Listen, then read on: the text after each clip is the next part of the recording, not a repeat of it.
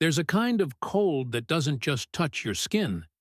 It sinks into your bones, settles behind your eyes, and makes your heart feel hollow. That was the cold 15-year-old Lily knew too well. She hadn't cried when the shelters turned her away that night. She didn't cry when her last pair of socks had frozen through. But she came close, so close, when a family walked past her huddled form on the steps of the train station and pulled their little boy closer, as if kindness were something contagious to avoid. She didn't want pity. She wanted to be seen. Just once. But in a world that walked faster to avoid her, Lily had become invisible.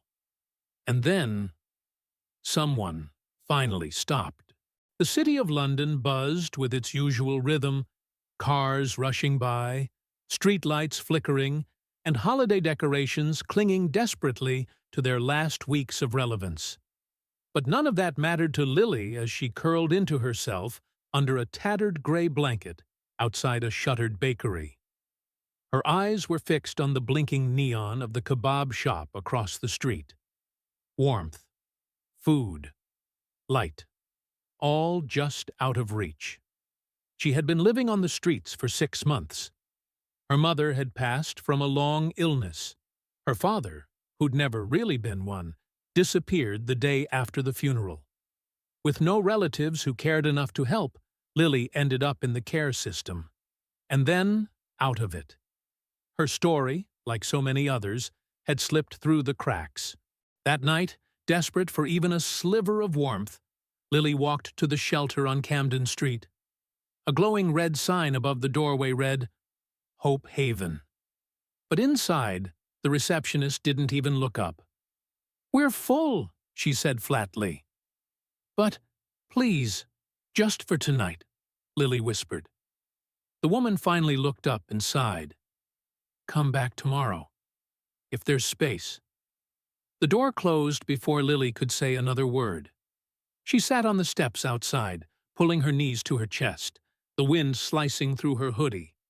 That's when she noticed someone watching her from across the street. EmmaWatson had finished speaking at a women's charity gala nearby.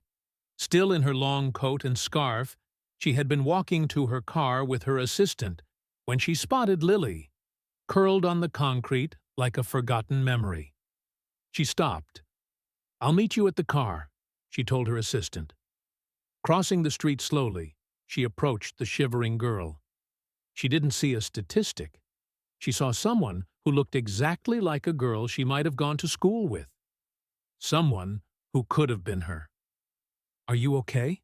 Emma asked gently. Lily startled, eyes wide. She shook her head. Emma crouched beside her. "Come with me." Lily hesitated. "You don't have to trust me," Emma said. "Just come get warm." That night, Lily found herself in a warm guest room, wrapped in a soft blanket, sipping chamomile tea. She stared at the glowing fireplace, unable to believe where she was. Emma sat across from her, silent. After a while, she spoke. "I didn't always have everything. I know what it's like to feel invisible." Lily finally whispered, "Why me?" Emma smiled. "Because someone should have seen you long ago." The weeks that followed weren't magical, but they were different. Lily received medical attention. She got proper meals, therapy, a safe place to sleep. Emma didn't hover. She listened. Lily began attending an alternative school where she met others who had struggled like her. Slowly, she found a love for storytelling.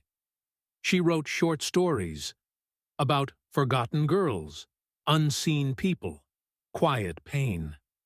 Emma read every one. A year later, Lily stood on stage at a youth empowerment summit, invited as a speaker. She looked over the crowd of journalists, activists, and young dreamers. Her voice shook at first. "I was a girl no one wanted to see. And then someone looked at me, not like I was a problem, but like I was a person." Emma watched from the wings, proud tears in her eyes. Lily continued, No one should wait for a famous person to notice them, but sometimes it only takes one. Lily is now a published author. She travels across the UK speaking about youth homelessness, resilience, and the transformative power of kindness. She doesn't like the word rescue.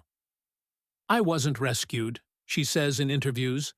"I was reminded that I existed." And every Christmas, she writes a card to Emma.